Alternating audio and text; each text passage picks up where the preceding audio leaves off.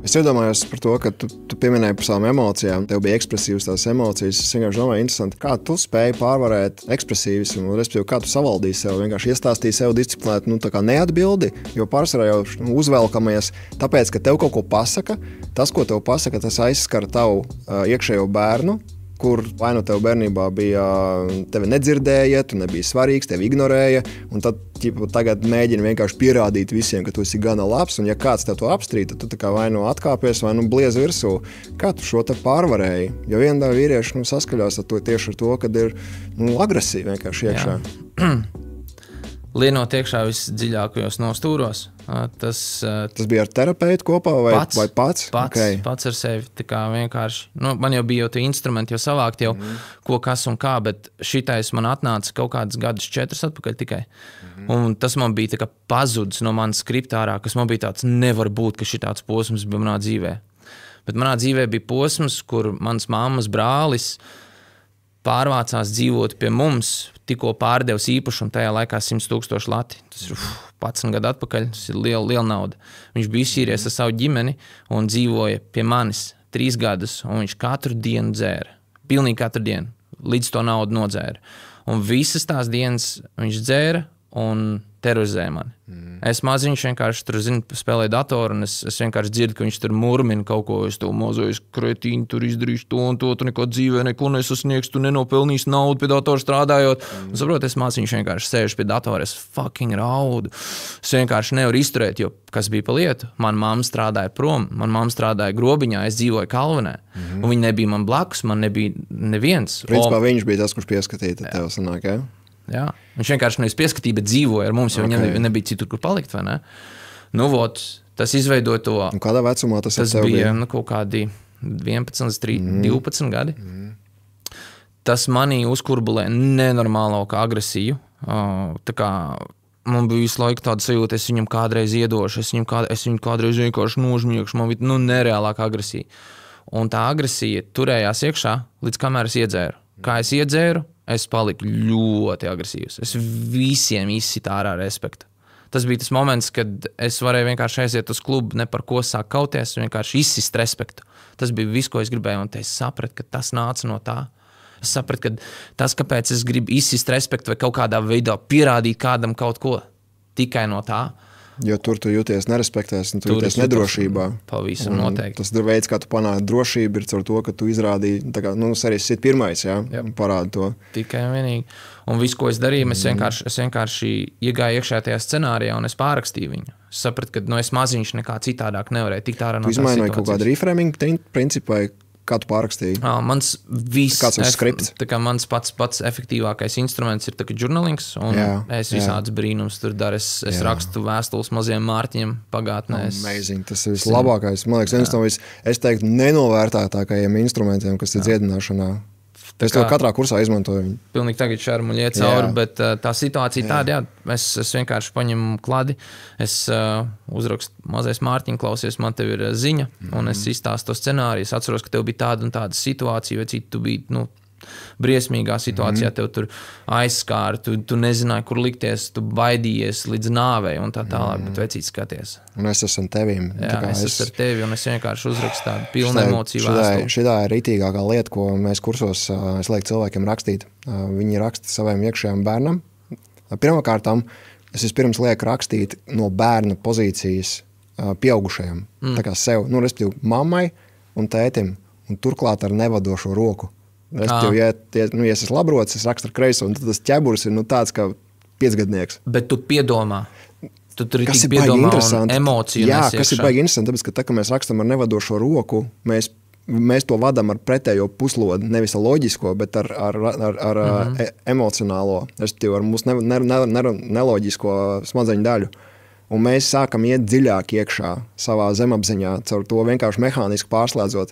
Par to ir īstenībā baigi daudz pasaulē, tur gan neirozinātnes, tam līdzīgi vienkārši tīrīt zobus kaut vai ar kreiso, ar nevadošo roku stāvot uz nevadošās kājas. Mēs vienkārši aktivizam jaunas neironu sinapses, jaunas neironu signālceļus, kas mums vienkārši liek uz pasauli nākamajā dienā skatīties savādāk, tāpēc, ka tu vienkārši sāc darbināt citas smadzeņu zonas, kuras iepriekš nav darbinājis. Un tieši tas pats ar vēstuli notiekās. Pamēģini ar nevadošo roku uzrakstīt. Es starp citu, kādreiz rakstīju savu perfekto dienu ar kreiso nevadošo roku. Tā kā es rakstīju iekšā. Tas ir emocionālā daļa. Vīrietis, kurš to klausās, kādi jautājumi viņam būtu jāuzdod sev, lai viņš varētu nospriest, man ir jāmainās, nav jāmainās. Why should I bother? Ja tev kaut kas tavā ikdienā ir tāds, kur tu nesaproti, no kurienes tas nāk, tur ir jālien iekšā. Tā kā, ja tu esi reaktīvs, sprākst, spauceļās augšā kādos brīžos, tu vienkārši noslēdzies, tur ir jālien iekšā. Tāds nav veselīgs moduls. Tu citādāk nevar iekāpt savā spēkā. Tu konstanti atkārtos tos pašus testus, līdz kamēr tu viņus nokārtos. Par to manu to traumu un visu to situāciju. Es tagad biju ielikts Vecrīgā. Es dzīvoju pašā Vecrīgas centrā. 7 mēnešus. Es pārvācos no Liepājas uz Vecrīgu, lai es izturētu savu testu, lai pārbaudītu, vai manī vēl ir iekšā anger issues. Okay. Es biju pašā epicentrā, tūsiņi, balīts, alkoholiķi, narkomāni. Es varēju iziet ārā, man neviens netrigeroja. Kādreiz es jau būtu, godīgi teikšu, pašā sākumā pārcēlos, es ejot ārā pa pilsētu, man caur spālu cēlās gaisā. Bet pēc pāris nedēļām tas norimās, un es sapratu, ka es to testu izturēju. Un pēc tam neilgi es jau pārvācies uz Jūrmalu. Vienkārši mums brīžiem arī ieliek atpakaļ tādā situācijās, lai tu to testu pārvari. Es pilnībā piekrītu. Man ir tāda sajūta, ka katru reizi, kad mēs izējām nākamā līmenī, nāk kaut kāds notikums, kas pārbauda, cik mēs patiesībā esam sapratuši to, ko mēs vai nu sakam, ko mēs darām, vai ko mēs esam sev apsolījuši. Man tā ir vienmēr, tas man ir tāds tā kā expecting jau. Es jau ekspektēju, ka kaut kas notiksies. Kā tev liekas, kas to regulē? Kas to regulē? Visums. Jā. Parunājam par to bišķiņ. Tā ir tāda lieta, kas, es pieļauju, ka jau runājot par emocionālo inteliģenci, runājot par prātu, droši vien daudziem ir saprotams. Runājot par emocijām, mazāk saprotams, bet joprojām tas ir saprotams, ka emocionāla inteliģence pasaulē zinātne ļoti tālu šajā te visā ir. Te, ka runā par garīgām lietām, dvēseli, gars, visums, tur sāk palikt tāds jau, zin kā, blurry, un tur viena daļa cilvēki jau slēdzās nosēdas, jau vuvu jau tur un tam līdzīgi ir.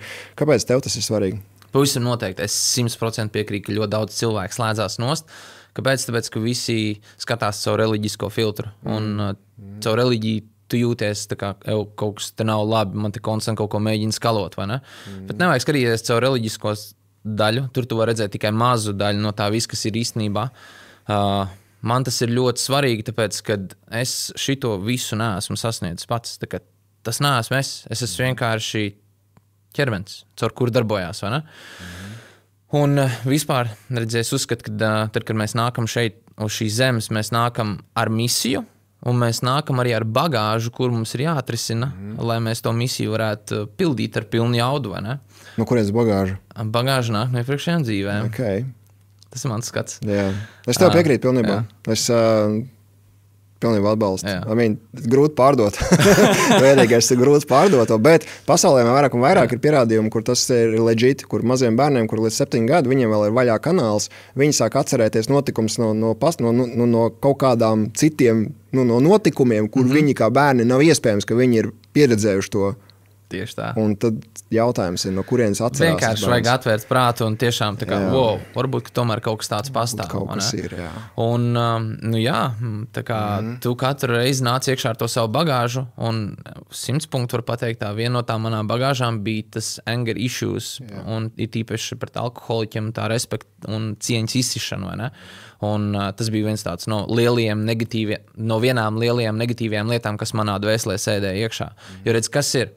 Arī, lai tā kā uzmotivētu citus cilvēkus, tie, kas ir īpaši iet cauri grūtībām. Super, perfekti. Viss, ko visums grib, viņš grib to negativitāti izdabūt ārā no tevis. Viņš grib, lai tu to negativitāti dabūtu ārā, pacel savu vibrāciju augstāk, un tad viņš varēs darboties caur tevi un likt tev uz to tavu misiju, vai ne? Un tāpēc es uztveru pilnīgi katru grūtību kā iespēju augt un iespēju pietuvināties viņam. Ja tu gribi pietuvināties viņam, vienalga, kā tu skaties, vai tas ir Dievs, vai tā ir enerģija, vai visums, vienalga. tas ir pēc tavu uzskatu, vai ne? Es zinu, ka, ja mēs runājam par Dievu, mēs bieži vien ieliekam pārāk tādu mazu skatu, ka viņš tur vīriņš kaut ko koriģē augšā. Mēs personificējam Dievu, man liekas, tā ir tā problēma. Realitātē, manuprāt, ka visefektīvāk ir iedomāties, ka tur augšā ir enerģija, un tas tev liekas, wow, tas ir viss, vai ne? Nu, vot, un tas visi grib caur tevi strādāt un būvēt un darīt un palīdzēt un izdzīvot tā kā pilnīgu dzīvi, vai ne? Un tad mūsu mērķis ir ieraudzīt tās lietas, kas mūsos ir tādas, kas vēl ir negatīvas, kaut kādi triggeri, kas mums neļauj tā enerģijai sēdēt mūsos iekšā visu laiku. Un ja mēs ejam ar tādu fokusu meklēt, kur ir tie triggeri, un visbiežāk ir tie mazie triggeri, nevis tie milzīgi lielie, bet tie maziņie, tās mazās negativitātes, kas tev zog to tavu ikdienišķo enerģiju, kur tavu enerģiju aizplūst. Tas ir tas moments, kur tu atkonektojies, tev pārgriež to kanālu. Un ja tu negribi, lai to kanālu nogriež, tad risini tos vaļā. Jo viss, ko viņi grib ārā tās mazās negatīvās lietas, lai konstanti viņi darbojās caur tevi. Jo, ja viņi darbojās caur tevi, tur ir pavisam cits ātrums. Pavisam cits ātrums, pavisam neiespējams lietas notiek.